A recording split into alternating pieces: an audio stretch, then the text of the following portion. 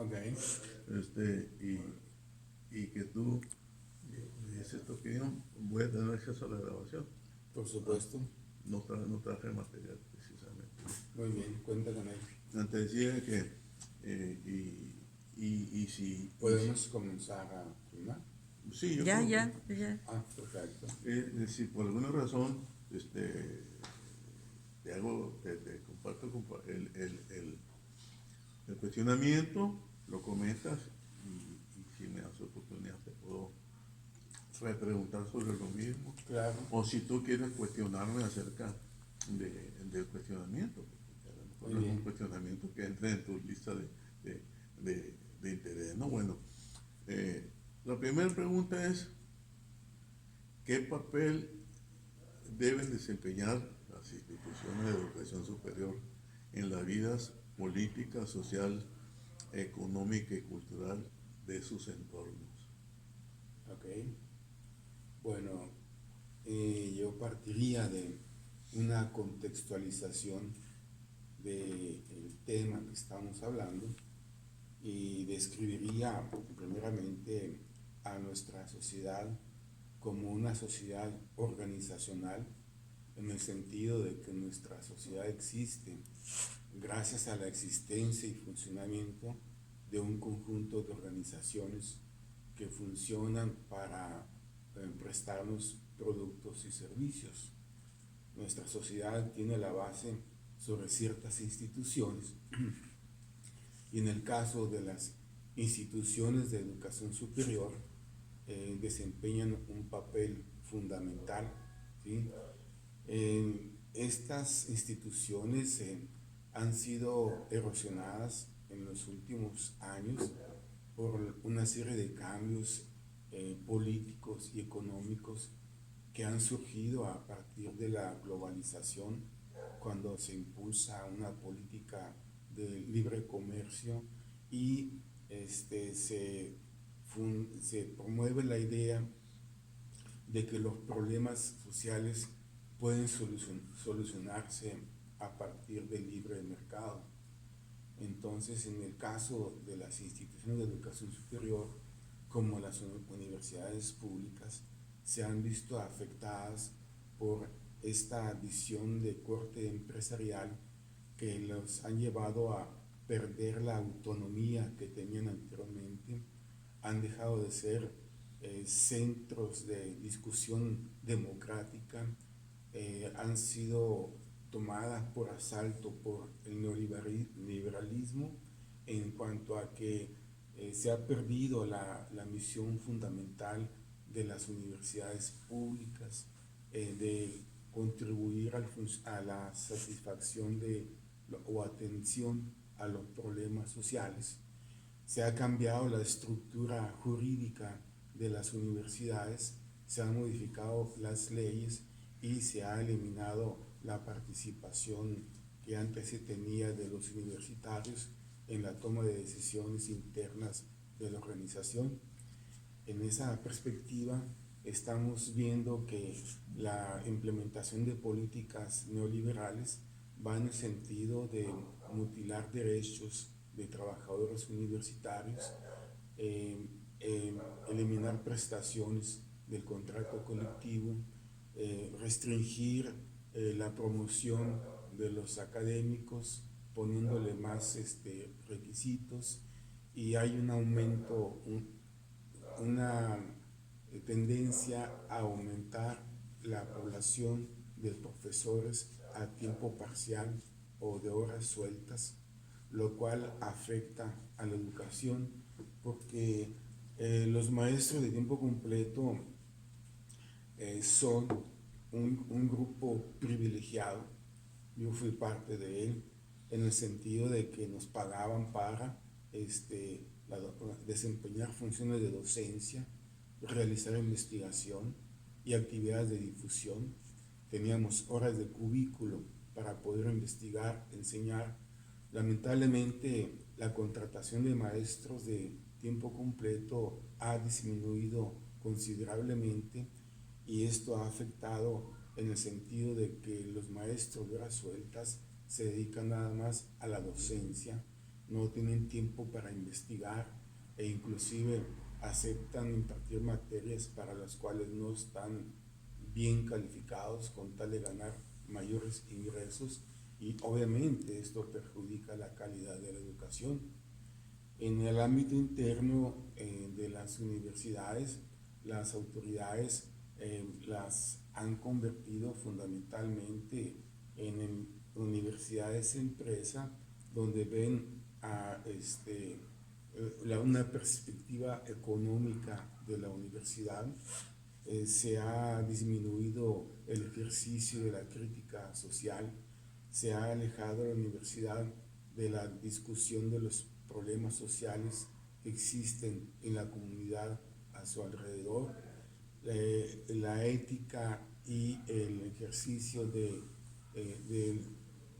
o los ejercicios de democracia van desapareciendo al interior de las universidades, porque los propios profesores que se han visto afectados en cuanto a perder estatus, perder autoridad, pierden contacto con la realidad y procuran formar estudiantes que se incorporen a actividades económicas productivas. Ha disminuido la cantidad de maestros que buscan formar estudiantes para atender los problemas sociales, y en esa perspectiva necesitamos ver que estamos en un contexto de crisis social a nivel internacional por la globalización, en cuanto que hay un surgimiento de un poder corporativo integrado por los representantes de los grandes organismos financieros internacionales, los dueños de las grandes corporaciones, los dueños de los bancos, y se han coludido presidentes de varias naciones, dirigentes de partidos políticos, dueños de medios masivos de difusión, para poder tomar el control de una situación a nivel nacional. Y no perdamos de vista que estamos ante el divorcio de la economía y la política.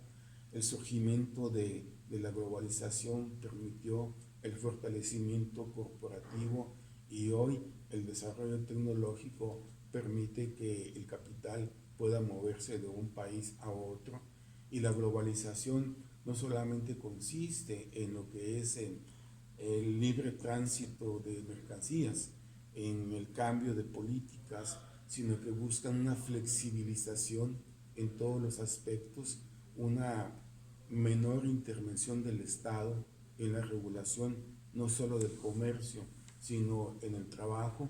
Y esto lleva a que en nuestra sociedad la tendencia a privatizar ciertos productos a nombre de la economía de mercado o de las leyes del mercado, el Estado se debilite, se vea incapaz de controlar la situación, porque hoy en día los problemas locales tienen un origen global. El mundo cada vez es más pequeño, tenemos una interinfluencia a nivel internacional, lo vemos claramente con la pandemia que todavía estamos padeciendo. Lo que pasa del otro lado del mundo repercute aquí en nuestra localidad, y los políticos gobiernan a ciegas en función de las leyes del mercado, y han permitido que el Estado pierda fortaleza y abandone la misión de guardián del bienestar social. Y en ese contexto han surgido grandes problemas sociales.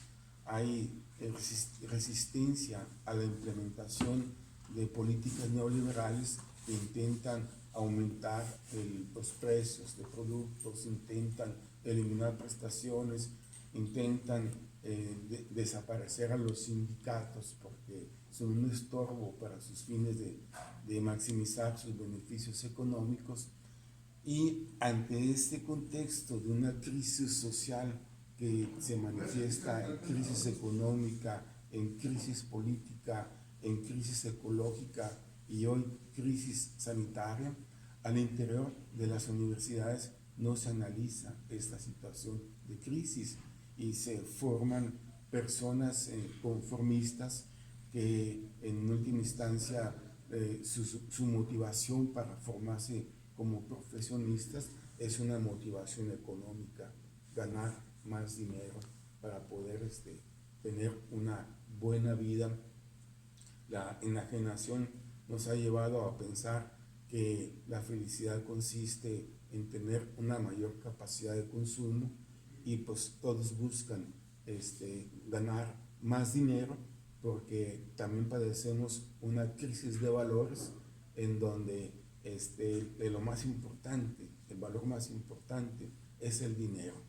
En ese sentido, las universidades deberían ser centros de formación de pensadores críticos, de estimulación de un pensamiento autónomo, de que tengan los estudiantes la capacidad de libertad de pensamiento, de pensar por sí mismos, de cuestionarse a sí mismos, de cuestionar a la sociedad en su conjunto y tomar conciencia de que con la participación social cada estudiante actuando como ciudadano puede unirse a otros que forman parte de su comunidad para contribuir a un cambio social. Pero sucede todo lo contrario. La universidad se ha convertido en una fábrica de personajes que salen con el principal aprendizaje es la obediencia. Los planes de estudio se han modificado y han abandonado el concepto de lo social, se han tecnificado los procesos de enseñanza y la educación se imparte sin una contextualización social del lugar en el cual se está brindando y pues en ese contexto lo que salen son personas sin pensamiento crítico, sin formas de pensamiento crítico hacia la sociedad y lo que buscan es incorporarse a un mercado laboral en donde lo que menos piensan es ejercer la crítica para cambiar el sistema. Hay muchos aspectos que deben cambiarse en ese sentido en las instituciones de educación superior, porque de seguir así, vamos a ir viendo que una de las características principales de nuestra sociedad es la existencia de una desigualdad social. Cada vez más hay personas viviendo en condiciones de pobreza extrema. El 1% que concentra la mayor parte de la riqueza socialmente producida se reduce y eso se traduce en mayores ganancias para los ricos y en mayor sufrimiento para la población, mayores conflictos sociales, una incapacidad del Estado para poder cumplir con las funciones de seguridad pública, de servicios públicos, de economía, etc.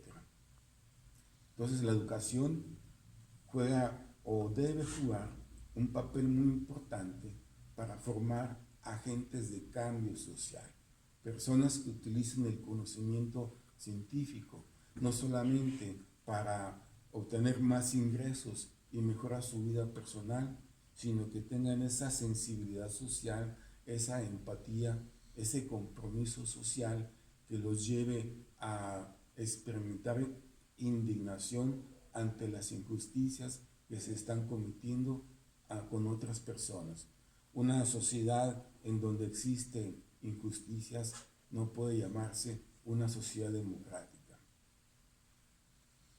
Excelente, ya vamos a proceder con el siguiente tema. Entonces, la pregunta anterior hace alusión básicamente al impacto de las instituciones de educación superior en todos los aspectos de la vida de los seres humanos. Hiciste una buena interrelación de muchos factores y está muy clara tu opinión. Y el segundo cuestionamiento es un poquito más técnico. Sí. Dice el cuestionamiento, tú sabes que los sistemas educativos más o menos coincidente en todos los países, diseñan pues un nivel primario, un nivel secundario y terciario. En México Ajá. tenemos una particularidad, pero encajamos, ¿no? La pregunta es, uno de los problemas más serios que se ha visto en algunos países, básicamente América Latina y en algunos otros países, es la articulación de los tres niveles educativos. O sea, son, cada nivel provee al otro nivel y el último nivel, que es el institucional de educación superior, pues es el que impacta o desearíamos que impactara positivamente en los términos que toma más o menos señalaste a la sociedad. La pregunta que te es, a tu juicio, ¿qué tan importante es esa articulación y cómo la has apreciado en el caso de nuestro país? Ok, bueno, debemos, en ciencias sociales vemos que todo está interrelacionado. Cada fenómeno o problema social está relacionado con otros. En este caso estamos hablando de una institución que es el sistema educativo. Esta institución es una instancia socializante más que participa en un proceso de socialización psicológica. La primera instancia socializante es la familia, Sí. donde aprendemos los primeros comportamientos, desarrollamos las bases de nuestra personalidad psicosocial, que consiste en una determinada forma de pensar, sentir y actuar, y que es resultado de la interinfluencia que hemos mantenido con las figuras significativas de los distintos grupos a los que hemos pertenecido. Muchas personas confunden que la educación debe ser en la escuela. Si alguien dice yo quiero aprender, le dicen vete a la universidad o vete a la escuela, ponte a leer, busca un maestro. En este caso estamos hablando de una educación formal, pero hay una educación informal que es la que adquirimos en la escuela, la adquirimos a través de la televisión, es aquel aprendizaje informal que adquirimos en la calle, en la escuela, en la iglesia, con los amigos, los medios de comunicación, y hoy la principal fuente de aprendizaje son las redes sociales. En el caso de la pregunta que me haces, evidentemente debe existir una interrelación, una correlación entre los tres niveles, pero vemos que existe cierto autoritarismo en los primeros niveles. Hay un autor argentino, Rodolfo Boslavsky, que tiene un ensayo titulado Psicopatología del vínculo maestro-alumno, donde habla de que los 12 años de primaria, secundaria y preparatoria equivalen a un curso de cómo aprender a ser un buen esclavo. Porque al llegar a la universidad, los estudiantes podrán haber olvidado la historia, la química, la física, matemáticas, pero lo que no han olvidado es a obedecer a la figura de autoridad. En este contexto, llegan a la universidad con la mentalidad de alumno esclavo, y el maestro desempeña el papel de maestro amo. Los estudiantes podrán experimentar un sentimiento hostil hacia el profesor, pero le sonríen porque es la figura de autoridad y le buscan el lado por el cual agradarle, ¿sí? Es muy fácil que en la universidad se dé un aprendizaje de tipo pasivo, donde llegan los alumnos a sentarse, a escuchar, a ver qué es lo que va a decir el maestro, sin haber leído, sin haber estudiado, porque se parte de la premisa de que el maestro es el que sabe. El maestro es el que determina el nivel de conocimiento del alumno. El maestro es el que determina cómo se aprende, ¿sí? Hay una metaeducación, un metaaprendizaje desde el nivel primario hasta el superior, es decir, hay un aprendizaje más allá de lo que se enseña, que son modelos de comportamiento. Los alumnos aprenden formas de comportarse a través de sus maestros, así como los niños aprenden formas de comportamiento a través de sus padres. Son modelos de enseñanza. En ese sentido, la escuela es otra institución socializante. En los primeros niveles se da una educación basada en la transmisión de información. Es una educación que ve al alumno como en un papel pasivo. No hay una educación participativa. Se utiliza mucho la técnica expositiva y esto continúa en medio superior, inclusive en la universidad, donde llega el maestro, pone un proyector y pone unas diapositivas, imágenes y las explica. Algunos confunden el que el maestro sabe más porque es el que habla más toda la hora de clase. Pero eso es un aprendizaje pasivo, ¿sí? Y en muchas ocasiones los alumnos son tratados por un maestro como que llegan se sientan en su pupitre, el maestro les abre el cráneo y les vomita una serie de contenidos, ¿sí? Lo que hay que hacer es cambiar la metodología de la enseñanza, retomar pedagogías interactivas que estimulen la participación de los estudiantes, porque al igual que en las relaciones interpersonales hay un proceso de interinfluencia donde aprendemos unos de otros. Entonces debería entender que la articulación de los tres niveles es técnicamente importante, pero si en el nivel básico,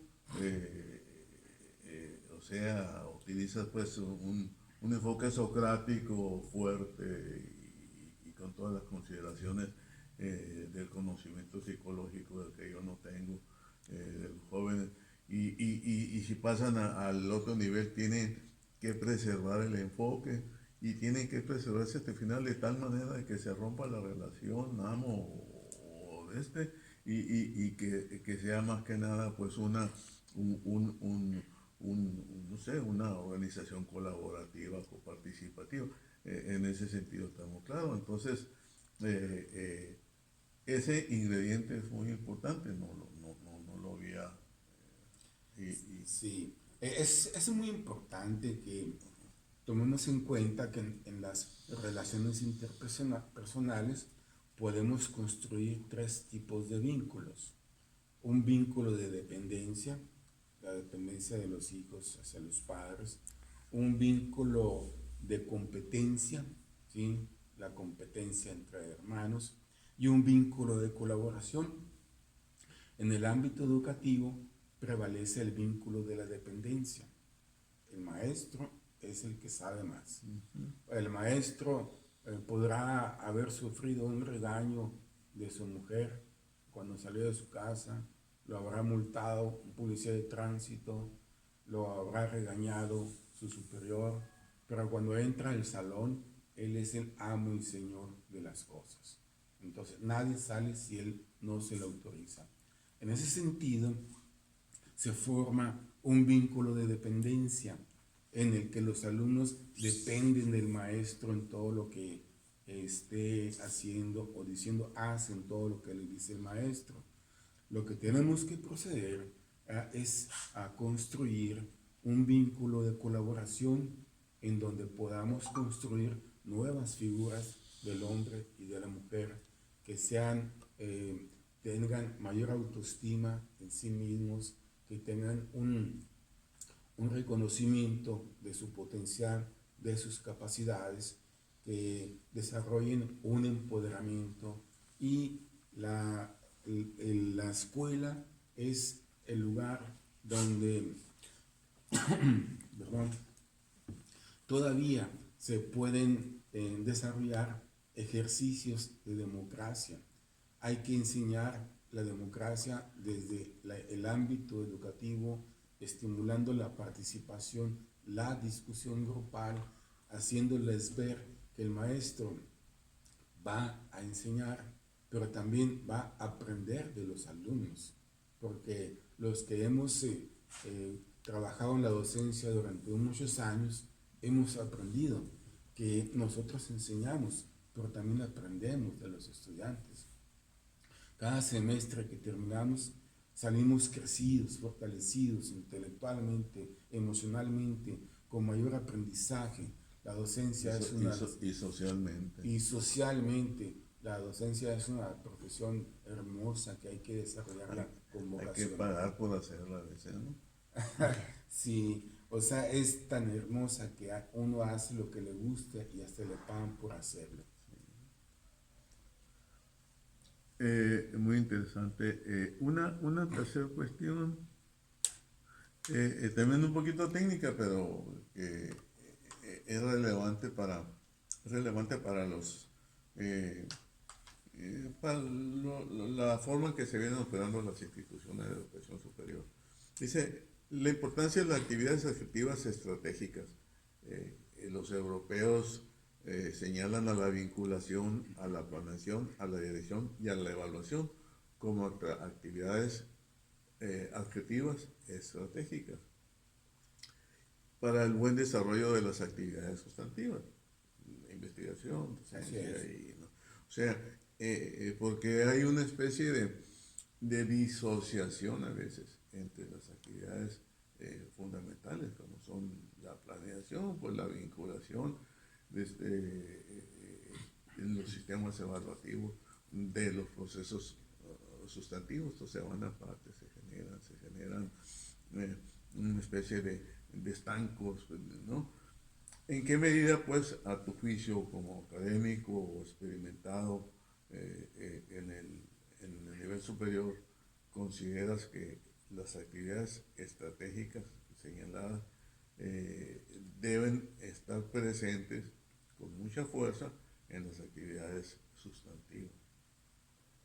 Yo pienso que es fundamental realizar las actividades de planeación, porque lo que se está buscando es generar un aprendizaje de parte de los estudiantes, de tal forma que debe planearse cuál es el objetivo del curso o del seminario, qué comportamientos se esperan obtener de los estudiantes, porque el aprendizaje podríamos definirlo como el comportamiento más o menos permanente que se obtiene después de participar, o el cambio más o menos permanente en el comportamiento de las personas después de atravesar una experiencia de aprendizaje.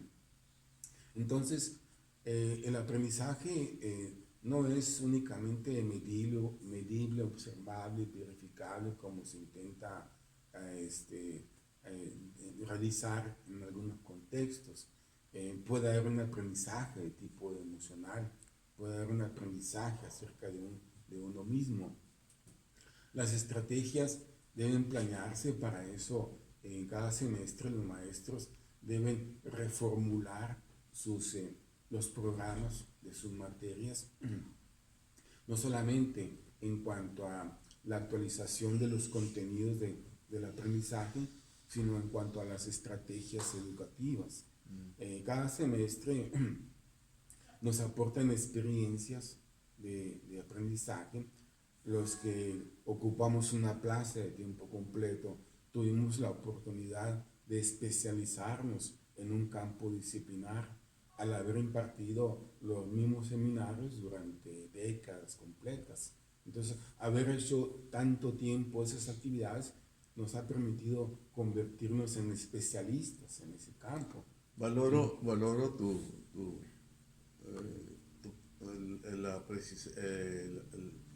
que hayas especificado estas actividades sustantivas en la parte adjetivas, en la parte sustantiva. Sin embargo, esta pregunta va más por el lado de la gestión total. Por supuesto que para hacer docencia necesitas planear. Así es. Necesitas evaluar, necesitas gestionar algún método pedagógico, una serie de cosas, ¿no? O sea, no puedes improvisar, como tú dices, los profesores vamos perfeccionando y agregando en las academias correspondientes componentes y cosas para mejorar el curso, vamos y nos actualizamos y muchas cosas, ¿no? Claro, así es. Pero por otro lado, el macro es muy importante, el macro de la institución. O Sí, sea, la institución tiene que planear, tiene que vincularse, tiene que evaluar, y tiene que dirigir. Son actividades muy importantes que en algunas universidades que yo conozco ya no se hace un plan, se hace un plan académico, se hace un plan de negocio como si fuera una empresa, ¿no? así es. Entonces, el caso es que como que hay una tendencia más o menos acendrada en las instituciones educativas de nivel superior, no solamente de nuestro país, de muchas partes, a burocratizarse un poco, a hacerse porque se tiene que hacer, y hay una desvinculación entre el hacer sustantivo y el plan. De repente el plan de desarrollo por 10 años, como lo hacen los colombianos, tiene, tiene una serie de objetivos y metas, una serie que no se corresponden con lo que están haciendo en la parte operativa de la academia. Ajá. Entonces, a eso va dirigida la Sí, pregunta. Pero es válida también, agregas lo que agregaste, verlo a nivel de desarrollo académico. claro. Es importante ver que el académico no está trabajando solo, forma parte de una estructura. O sea, desde una perspectiva organizacional, podemos ver a las universidades como una organización, es decir, como un conjunto de personas que interactúan en el marco de una estructura usando tecnología para alcanzar objetivos comunes.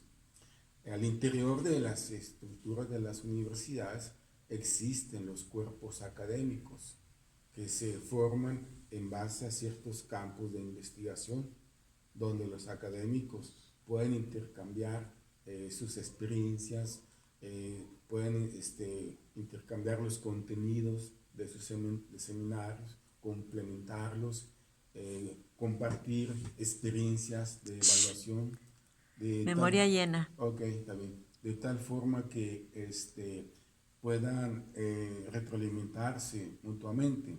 La evaluación es algo importante en la educación, eh, pero no se trata solo de una evaluación que haga el maestro, sino que también participen los alumnos en cuanto a que tomen conciencia del aprendizaje obtenido y lo compartan con el grupo.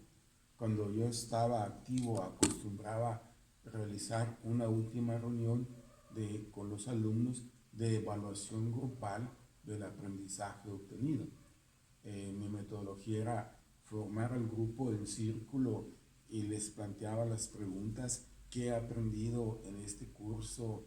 ¿Qué aspectos faltó destacar o qué fue lo más relevante del aprendizaje obtenido?